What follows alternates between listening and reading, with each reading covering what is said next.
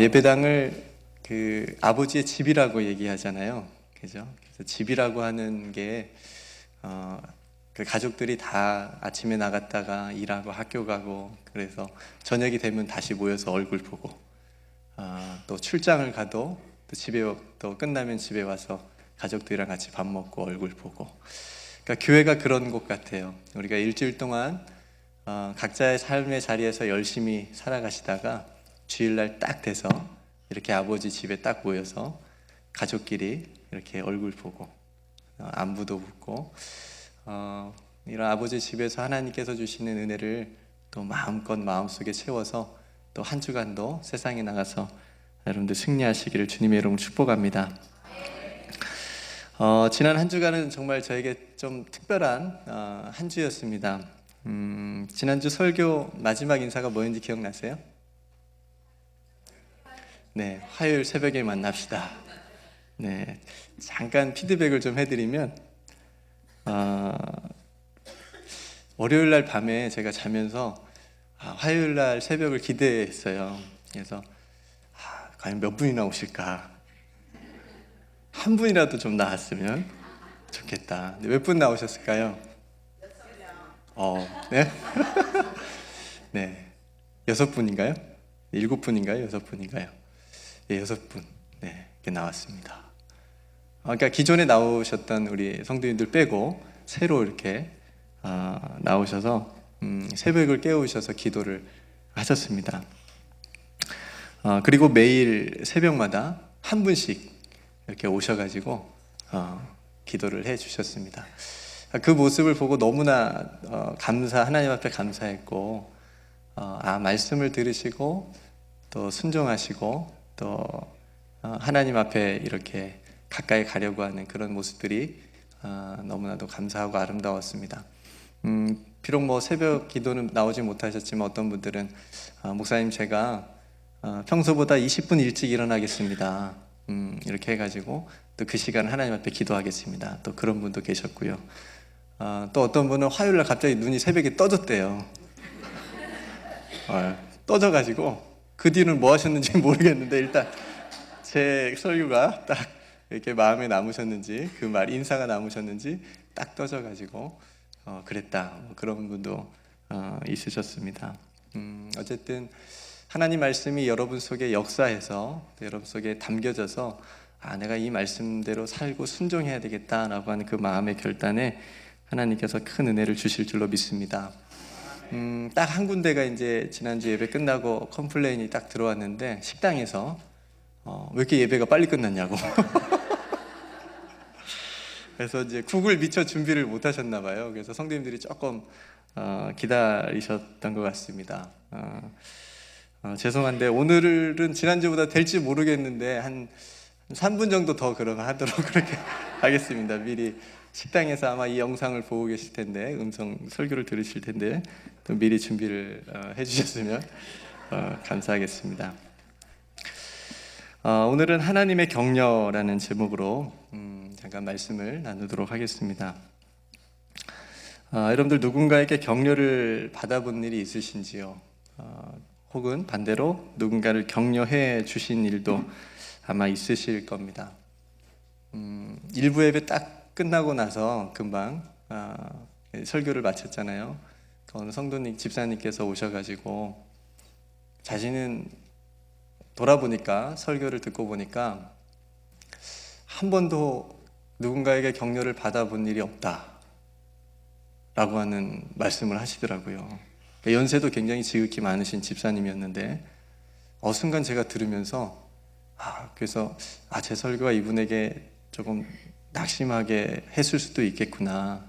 다 누군가는 격려를 받고 주고 이런 저는 경험들이 다 있으실 줄 알고 이제 그런 전제하에 말씀을 전했는데, 이분은 딱 그렇게 말씀하시니까, 근데 그 옆에 이제 그걸 듣고 들으신 한 분이, 어느 집사님이 이렇게 말씀하시더라고요. 격려는 좀 모질한 사람들이 받는 거야. 그러니까 저는 말을 못 해드리고 가만히 있었는데 뭔 말씀을 해드려야 되나 싶었는데, 그냥 그 옆분이, 집사님이 하나님이 또 갑자기 그런 지혜를 주셨는지 그 말씀을 들으시더만 갑자기 얼굴에 이분이 확 펴지시더라고요. 그래서 아무튼 그 이야기의 결론은 격려는 약간 부족하고 모질한 사람들이 받는 거다. 이제 이렇게 결론을 맺으면 될 것 같긴 한데, 저는 참 많이 격려를 받았습니다. 격려라는 단어가 제가 참 좋아하는 단어입니다. 참 따뜻한 단어이기도 하고요. 격려라고 하는 말 안에는 사랑과 용기라고 하는 의미가 담겨져 있습니다. 용기를 주고 또 그 사람을 의욕적으로 붙돋아서 일어서게 만드는 게 이제 격려이지 않습니까? 그 사람은 어떤 사람을 내가 사랑하기 때문에 그 사람에게 용기를 주고 싶고 그 사람에게 힘을 주고 싶기 때문에 격려하는 것이지요. 예전에 어느 프로그램에서 여러분들 아마 기억나실지 모르겠는데 밥 두 공기, 쌀밥 두 공기를 놓고 실험을 한 적이 있었어요. 그 한 공기에는 좋은 말만 일정 기간 동안 했고요. 또 다른 한 공기에는 나쁜 말만 이렇게 했습니다. 이 밥은 어떻게 됐냐면 당연히 이제 시간이 지났으니까 이제 곰팡이가 들었는데 굉장히 냄새도 좋고 구수한 그런 곰팡이가 이쁘게 든 그런 이제 밥 공기가 됐고, 이 공기는 어떻게 됐을까요? 썩었어요. 네, 밥이 썩었습니다. 제가 그 영상을 제가 굉장히 내릿속에 강하게 저에게 이제 뭔가를 줬는데, 이 말이라고 하는 게, 그러니까 격려라고 하는 것도 용기 주는 말을 하는 거고 좋은 말을 해주는 거잖아요. 이 생명이 없는 것도 이 영향을 받는 거구나. 그 말에 영향을 받는 거구나. 하물며 살아있는 것, 여러분 동물들을 혹시 키우시는지 모르겠는데 동물들을 키우시면 동물들은 살아있는 거라 더 알거든요. 얘가 그 주인이 이게 좋은 마음으로 좋은 말을 하는지, 또 표정을 보고 동물들은 얘가 알아서 반응을 금방 하지 않습니까? 또 식물들도 마찬가지고요. 좋은 마음으로 이렇게 막 닦아주고 뭐 영양분도 뿌려주고 그러면 얘가 건강하게 잘 자라는데, 그렇지 않고 내버려 두면 결국은 죽게 되지 않습니까? 이게 참 깊이 우리가 살아가면서 생각해 볼 문제라고 생각을 합니다. 사람이 무엇으로 성장하고 자라게 하고 변하게 할 수 있을까? 저는 그 중에 하나가 격려라고 생각을 합니다. 저도 생각해 보니까 지금까지 살아가면서 정말 많은 따뜻한 격려를 받으면서 여기까지 걸어왔다라고 고백을 할 수가 있겠습니다. 물론 처음 그 사역 시작할 때는 정말 눈물을 쏙 빼고 또 울기도 많이 울기도 했었고 또 따끔한 충고도 많이 받기도 했었지요.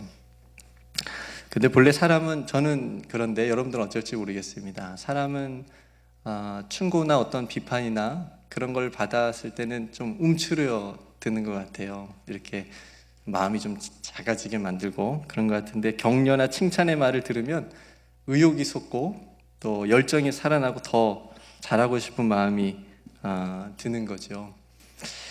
저 같은 경우는 다행히 누군가의 격려가 제 마음속에 더 많이 남습니다. 그러니까 예를 들면 10명 중에 9명이 저를 비판해도 한 명이 저를 격려해 준다고 한다면 저는 그 격려의 말을 제 마음에 담아두는 편입니다. 그렇다고 너무 비판하지 말아주시고요. 네, 뭐 충고나 비판이 필요 없다라는 게 아니라 저 같은 경우는 그것이 저를 자라게 하는 게 아니라 이렇게 격려해 주는 말이, 부족하지만 격려해 주는 말이 저를 성장하게 해 주었던 것 같다라고 하는 지난 세월을 제가 보게 되었습니다. 지난주 새벽에도 제가 한번 나눈 적이 있는데, 새벽 기도회 때 제가 뉴욕에 와서 최근에 이제 받은 격려를 한 가지 나누자면, 온 지 얼마 안 돼서, 뉴욕 우리 교회 온 지 얼마 안 돼서 새벽 기도에 이제 설교를 했었습니다.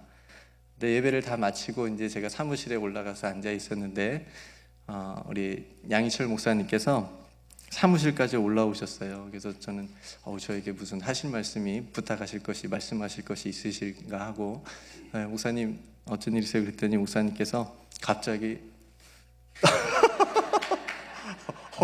예, 이렇게 하시면서 오늘 설교 너무 잘했다고 이렇게 해주시는 거예요. 그리고 그냥 내려가셨어요.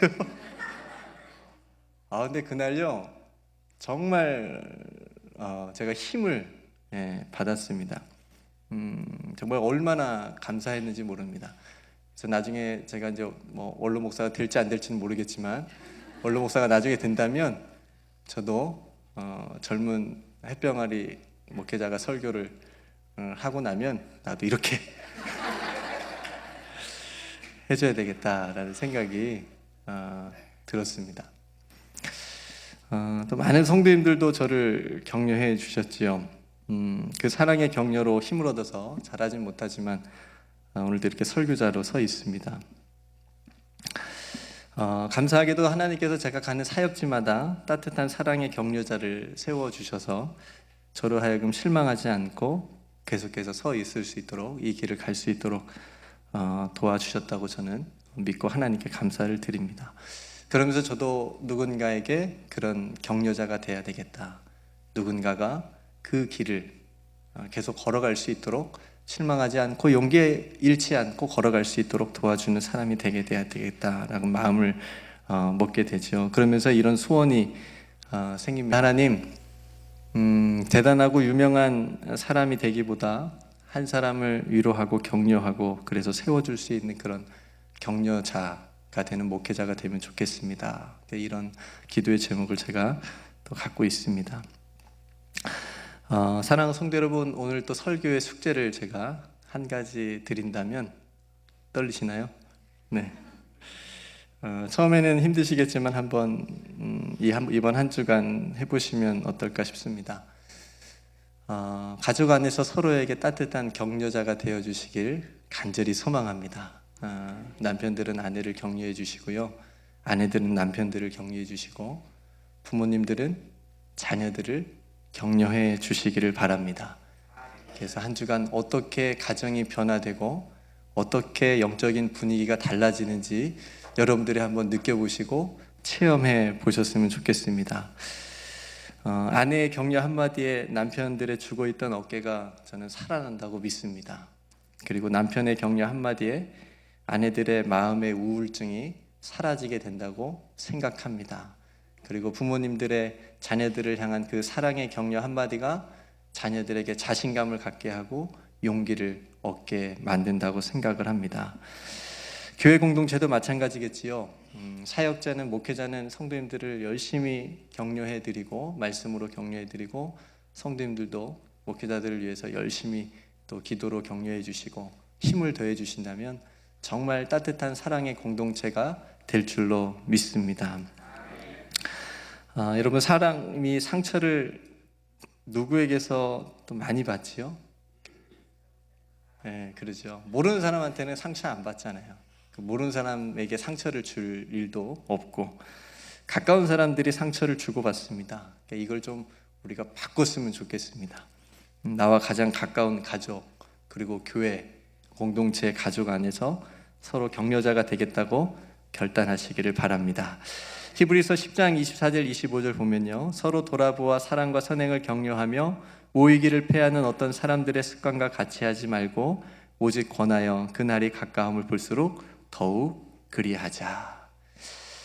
서로 돌아보아 사랑과 선행을 격려하라고 얘기합니다. 성도 여러분, 그리스도인은 격려자가 돼야 됩니다. 낙심하고 실족한 사람들에게 따뜻한 격려의 말 한마디를 통해서 다시 힘을 얻고 일어설 수 있도록 도와줄 수 있는 그런 사람이 저와 여러분들에게를 주님의 이름으로 축복합니다. 저는 저와 여러분들에게 가장 큰 격려자는 하나님이신 줄로 믿습니다.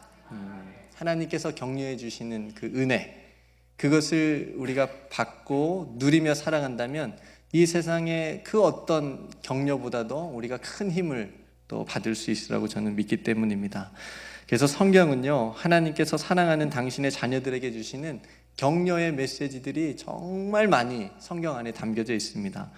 우리가 많이 생각하는, 또 많이 듣고 또 많이 마음속에 담아둔 내가 너를 사랑한다, 내가 너와 함께 있다, 그리고 두려워하지 말아라, 걱정하지 말아라, 염려하지 말아라, 이 얘기를 다른 사람들한테 하는 게 아니라요, 저와 여러분들이 하나님께서 주시는 격려라니까요. 다른 사람이 에게 나 빼고 다른 사람이 들어야 될 격려가 아니라 하나님께서 저와 여러분들에게, 하나님을 믿는 당신의 자녀들에게 주시는 하나님의 따뜻한 사랑의 격려의 메시지인 줄로 믿습니다. 오늘 본문을 통해서 하나님께서 여호수아에게 주신 격려가 있는데요, 그 격려를 함께 나누면서 저와 여러분들에게도 동일하게 하나님께서 주신 줄 믿고 우리가 함께 말씀을 잠깐 나누겠습니다. 우리 한번 따라서 해보시겠어요? 첫 번째로, 하나님의 격려는 사명을 통한 격려입니다. 네,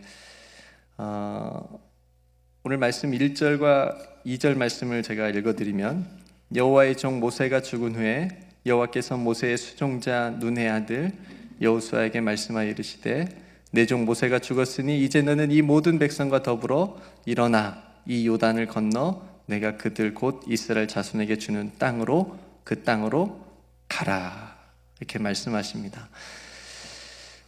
사명이라고 하는 것은 사도 바울의 표현을 빌리자면 달려갈 표대를 의미합니다.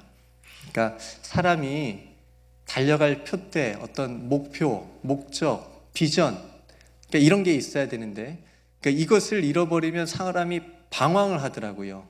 그리고 이것을 잘못 설정하면 인생의 소중한 시간들을 낭비하게 되는 경우가 참 많더라고요. 예전에 TV에서 이런 방송을 본 적이 있습니다. 어느 다 큰 아들이 방 안에만 있는 거예요. 방 밖으로 안 나와요. 방 안에서 뭐 하냐면 게임만 하고 있어요. 그래서 엄마가 너무 이게 낙심이 돼서 이제 그거를 그 방송국에서 취재를 하러 와서 이제 아들을 만나서 얘기를 하는데, 왜 집 밖으로 안 나오고 왜 방 밖으로 안 나오냐고, 왜 이 방 안에서 게임만 하고 있냐 그랬더니 아들이 이제 뭘 해야 될지 모른다는 거예요. 제가 뭘 해야 되고 어떻게 뭘 하면서 살아야 될지를 모르겠다는 거예요. 그래서 그냥 방 안에서 재밌는 게임만 하고 이렇게 있다는 겁니다. 너무 안타까웠습니다. 젊음에 너무 소중한 그 시간들을 그렇게 보내고 있는 그 청년이 너무나도 안타까웠습니다. 그 청년이 만약에 인생의 목표와 달려갈 표대를 발견했다라고 한다면 아마 전혀 다른 인생을 살았겠지요. 오늘 본문의 여호수아에게 하나님께서 이런 달려갈 표대를 말씀하신 이유가 있습니다. 왜냐하면 여호수아의 지금 상황이 너무나도 힘든 상황이었기 때문에 그렇습니다. 누가 죽었죠? 모세가 죽었습니다. 모세는요, 여호수아에게는 정말 큰 스승이자 아버지와 같은 그런 사람이자 이스라엘의 위대한 지도자였는데, 그런 모세가 죽게 되었습니다. 그러니까 마음이 얼마나 이게 슬프기도 하고 또 두렵기도 했겠습니까? 왜냐하면 그냥 여호수아가 이스라엘 백성들, 그 수많은 이스라엘 백성 중에 한 사람이었다면 그냥 그렇게 애도하고 넘어가겠지만, 여호수아는 모세의 후계자였거든요.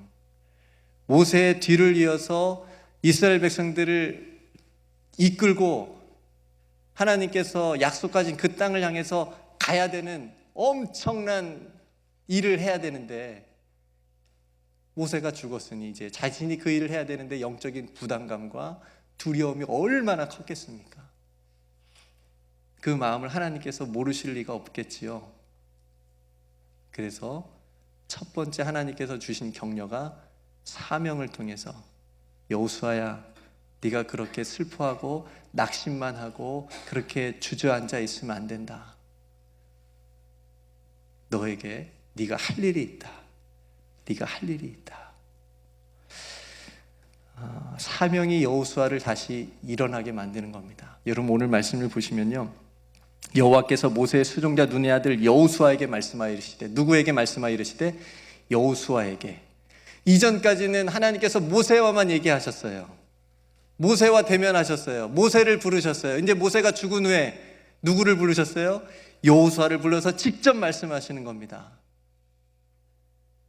하나님께서 나에게 직접 말씀하셔서 네가 할 일이 있다.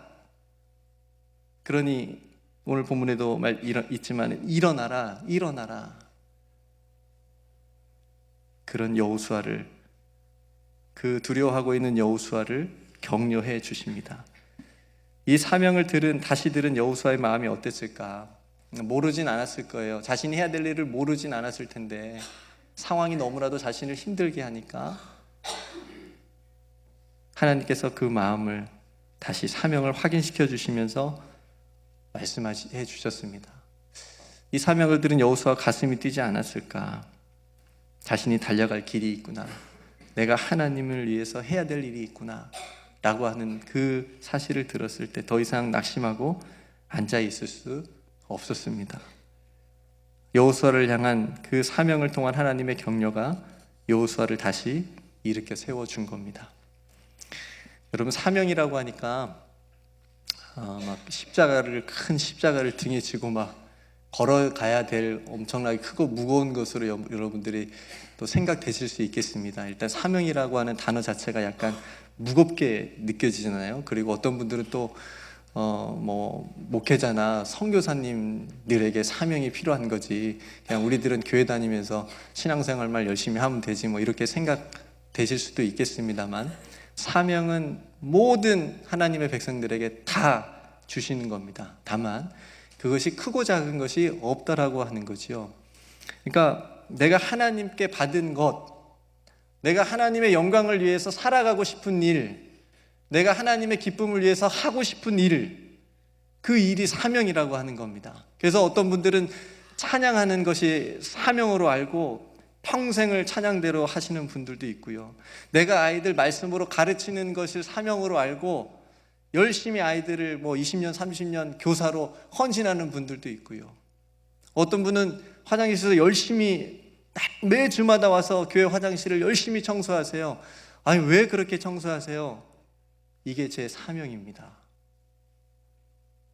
이 일이 제 사명입니다. 이 일이 하나님께서 내게 주신 사명입니다. 어떤 분은 기도하는 게 사명일 수도 있고요. 어떤 분은 복음 전하는 게 사명일 수도 있고요. 어떤 분은 열심히 강대상을 청소하시는데 이게 하나님께서 내게 주신 사명입니다. 하나님의 기쁨을 위해서 내가 이 일을 하고 있습니다. 내가 하나님의 기쁨을 위해서 하고 싶은 일, 하나님의 영광을 위해서 하고 싶은 일, 혹 하나님께서 나에게 맡겨주신 일, 하나님께서 내가 너와 이 일을 함께 하고 싶다 하신 그 일이 사명인 겁니다. 우리 모두에게 주신 겁니다. 저는 아직 사명이 없는 것 같은데요. 아니요, 이 예배 드리는 것도 사명인 줄로 믿습니다. 내가 너와 함께 예배하고 싶다. 여러분, 우리는 각자 하나님께 받은 각자의 사명이 있습니다. 그 사명을 통해서 하나님께서 우리를 격려하십니다. 힘든 일이 있어도 그거 놓지 말라고, 포기하지 말라고, 그거 붙잡고 다시 일어서라고 말씀하시는 겁니다. 하나님께서 여러분들에게 주신 사명이 무엇입니까?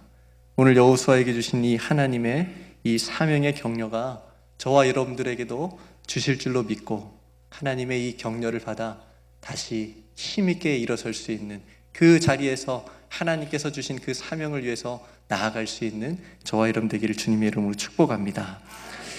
두 번째 한번 따라서 볼까요? 하나님의 격려는 임마누엘의 격려입니다.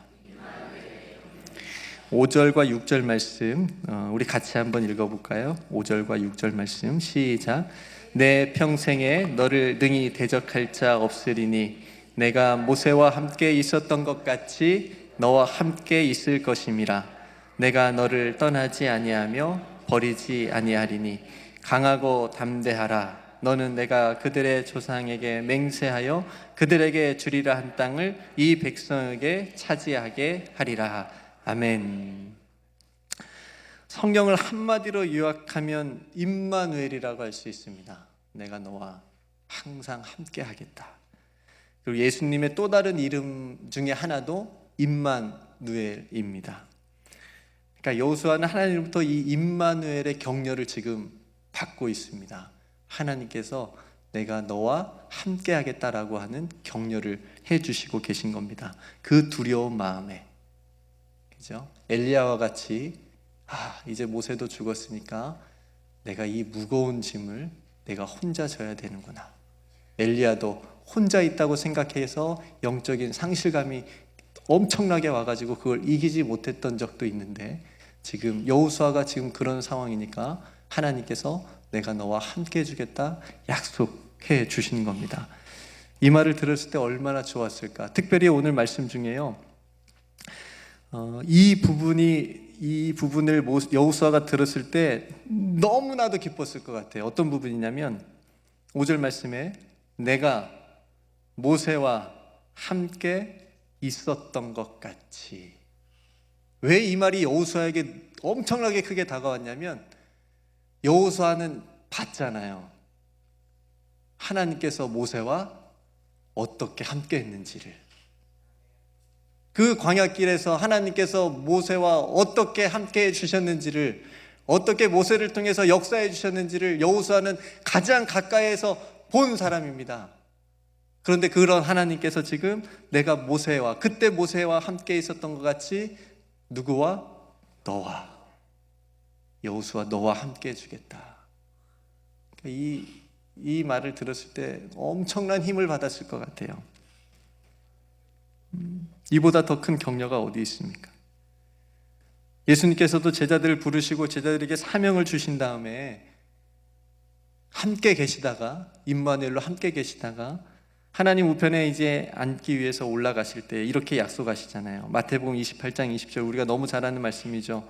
내가 너에게 분부한 모든 것을 가르쳐 지키게 하라. 볼지어다 세상 끝날까지 내가 너희와 항상 함께 있으리라. 그러니까 예수님은 임마누엘로 이 땅에 오셔서 임마누엘로 제자들과 사람들과 함께 계시다가 임마누엘로 약속을 주시면서 하나님 우편에 앉으셨다는 거죠. 그러니까 예수님의 삶을 한마디로 얘기하면 임마누엘, 하나님이 우리와 함께 하시는도다. 그것을 우리에게 보여주시기 위해서 예수님께서 우리에게 오셨고 말씀하셨다라고 하는 겁니다. 성도 여러분, 사람이 정말 외로워지면 이런 말들을 하잖아요. 그러니까 부부가 같이 살아도 그렇고, 누군가 내 옆에 사람이 있어도 그렇고, 사람은 어차피 혼자야. 이런 말 안 해보셨어요? 인생 혼자 가는 거야. 물론 인간의 삶 가운데는 고독이라는 것도 있고, 정말 마음과 영혼이 깊이 내려갈 때도 있긴 하지만, 잘 생각해 보시면 우리의 입술에서, 우리의 생각에서 이렇게 얘기해지는 부분, 인생은 어차피 혼자 가는 거야. 혹은 사람들이 배신당했을 때 이런 말 많이 하잖아요. 사람에게 배신당했을 때 믿을 사람 하나도 없어. 어차피 사람은 혼자 사는 거야. 인생은 그런 거야. 이런 말들 저는 많이 들어보긴 했는데, 또 드라마에서도 많이 하긴 하더라고요. 근데 우리가 하나님을 안 믿는 사람들은 그냥 그런다고 해도, 곰곰이 생각해 보니까 하나님을 믿는 사람, 임마누엘을 아는 사람은 이런 말이 하나님의 마음을 많이 아프게 할 수도 있겠구나라는 생각이 번뜩 들었습니다. 인생은 혼자가 아닌 거죠. 사람은 혼자 사는 게 아무리 외로워도, 세상 모든 사람들이 날 배신하고 떠나도, 그 찬송가에도 있잖아요. 세상 사람들 나 다 떠나도 하나님은 내 편이시고 하나님이 나와 함께 하신다라고 믿는다면 그렇게 쉽게 얘기하지 못할 것 같아요. 저도 이제 앞으로 그런 말 안 하려고요. 하나님이 내 옆에 가장 가까이 계시는데, 다 나 떠나도, 세상 사람들 나 떠나고 나 배신해도 하나님만은 임마누엘로 나와 함께 해주신다고 약속해 주셨으니까 내가 그거 붙잡고 살아야 되겠다 라는 마음이 들었습니다. 사랑하는 성도 여러분, 하나님께서 여러분들과 함께 하고 계심을 잊지 않기를 바랍니다. 그래서 기도를 이렇게 하세요. 하나님, 오늘도 나와 함께 해주세요 라고, 그 기도도 물론 좋은 기도지만 그렇게 기도하지 마시고 조금 바꿔서, 하나님께서 나와 함께 하고 계신다라고 하는 사실을 어떤 상황과 현실에서도 잊지 않게 해주세요. 그러면 우리의 마음과 우리의 어떤 것들이 많이 바꾸어지고 변화가 될 줄로 믿습니다. 임마누엘의 격려가 저와 여러분들의 또 한 주간 우리의 인생에 하나님께서 주시는 격려가 될 줄로 믿습니다. 마지막 세 번째고요. 우리 따라서 한번 해주시겠습니다. 하나님의 격려는 말씀을 통한 격려입니다. 우리 7절과 8절 말씀 같이 한번 읽어볼까요? 시작. 오직 강하고 극히 담대하여 나의 종 모세가 내게 명령한 그 율법을 다 지켜 행하고 우로나 자로나 치우치지 말라. 어디로 가든지 형통하리니 이 율법책을 내 입에서 떠나게 하지 말며 주야로 그것을 묵상하여 그 안에 기록된 대로 다 지켜 행하라. 그리하면 내 길이 평탄하게 될 것이요 내가 형통하리라. 아멘. 하나님께서 여호수아에게 주시는 세 번째 격려는 바로 말씀의 격려입니다. 하나님의 말씀을 가졌다라고 하는 건요, 이건 엄청난 것을 가진 겁니다. 동의하십니까? 세상에 그 어떤 부와 명예를 가진 것보다 가장 위대한 것을 가진 것이라고 믿습니다. 여호수아는 지금 이스라엘 백성들을 데리고 계속 앞으로 나아가야 됐습니다. 모세가 죽었다고 가만히 그냥 거기서 장사만 지내고 앉아 있어서는 안 됐습니다. 계속 하나님께서 약속하신 땅을 향해서 여호수아는 전진해야 됐습니다. 그래 그 가는 길이 순탄하지만은 않았습니다. 어려웠습니다. 왜요? 그런 이스라엘 백성들을 괴롭히는 족속들이 있었기 때문에 그걸 어떻게 전쟁도 걸어오면 거기에서 싸워야 됐고요. 이겨내야 됐습니다. 그러려면 뭐가 필요하죠? 무기가 필요했습니다. 그런데 하나님께서는 이스라엘 백성들에게 무기를 주신 게 아니라 뭘 주셨습니까? 말씀을 주셨습니다. 율법을 주셨습니다. 이 율법을 순종하면 네가 어디로 가든지 형통할 것이다. 이걸 어디서 이스라엘 백성들이 가장 크게 경험하냐면요, 여리고성을 점령하는데, 여리고성을 무기로 무너뜨렸습니까? 그냥 하나님의 말씀에 순종해서 그냥 성을 돌았어요. 나팔 불면서 성을 돈 거밖에 없었습니다. 근데 그 여리고성이 무너져 내렸습니다. 그 사건을 여러분 믿으시나요? 오늘날에도 동일합니다. 하나님께서 우리를 통해서 그 여리고성을 무너뜨릴 만한 우리 안에 있는, 우리의 현실 속에 있는 그 여리고성, 무너지지 않을 것 같은 그 성이 있다라고 한다면 그것을 무너뜨릴 수 있는 방법, 하나님께서 우리에게 주신 말씀을 붙잡고 돌아가는 겁니다. 서는 겁니다. 여러분 힘드실 때 하나님께서 말씀을 통해서 주신 격려가 있을 줄로 믿습니다. 여러분 이 두꺼운 성경책 안에 하나님께 말씀이 담겨져 있는데 이 중에 하나님께서 여러분들에게 주신 말씀들이 다 있으시지요? 여러분들이 붙잡고 있는 말씀들이 다 있으시지요? 어느 권사님은 시편 23편이 하나님께서 주신 말씀이래요. 날마다 그 말씀을 암송하면서 기도하신대요. 그 말씀을 암송하고 기도할 때마다 힘이 솟는데요. 우리들도 다 있잖아요. 하나님께서 주신 말씀. 없더라고 하면 우리 그래서 없는 분들을 위해서 신년에 하나씩 뽑잖아요. 그래서 그거 이렇게 보잖아요. 이렇게 어떤 말씀인지 이렇게 보잖아요. 예. 대부분은 다 축복의 말씀이니까 떨 거 없습니다. 다 좋은 말씀이에요. 그 말씀 붙잡고 나에게 주신 말씀이구나. 그 말씀을 통해서 격려를 받고 힘을 얻잖아요. 하나님께서 우리에게 말씀을 통해서 격려해 주시는 겁니다. 하나님, 저 물질이 없는데요, 돈이 없는데요. 물질을 주시면 더 좋겠지만, 물론 채워주시는 은혜도 있지만 그런 상황을 이길 수 있는 말씀을 주실 줄로 믿습니다. 그걸 사모합시다. 그것이 더 영원한 것입니다. 하나님께서 우리를 격려해 주십니다. 왜냐하면 그 누구보다도 우리를 사랑하시기 때문에 그렇습니다. 오늘 다시 하나님께서 여호수아에게 주셨던 사명을 통한 격려, 임마누엘의 격려, 말씀의 격려, 이 세 가지를 여러분들이 기억하시고 하나님께서 우리에게 주신 이 격려를 받아 또 한 주간 또 힘있게 살아갈 수 있는 저와 여러분들을 주님의 이름으로 축복합니다. 우리 옆분에게 이렇게 3번 따뜻하게 사랑의 격려를 하고 말씀을 마치겠습니다. 첫 번째는 이렇게 격려할까요? 하나님께서 성도님에게 사명을 주셨습니다. 감사합니다. 두 번째는 하나님께서 성도님과 함께 하십니다.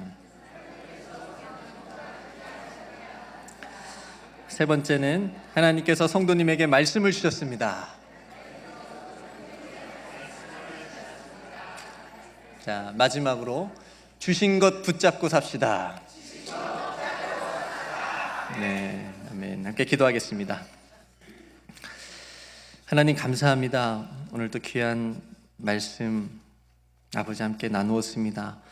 여호수아가 너무나도 힘들고 영적인 부담감과 두려움 가운데 있었는데 하나님께서 그 마음을 아시고 여호수아에게 사명을 통해서 힘을 주시고 임마누엘을 통해서 격려해 주시고 말씀을 통해서 붙들어 주신 것을 보았습니다. 하나님, 이 하나님의 격려가 우리의 삶 가운데도 동일하게 주신 줄로 믿습니다. 하나님, 우리가 다시 사명을 붙잡고 임마누엘 되신 하나님을 의지하며 하나님께서 우리 주신 말씀 안에서 살아가 승리할 수 있는 우리의 모든 삶이 되게 하여 주시옵소서. 모든 것 하나님께 감사드리며 예수님의 이름으로 간절히 기도드리옵나이다. 아멘.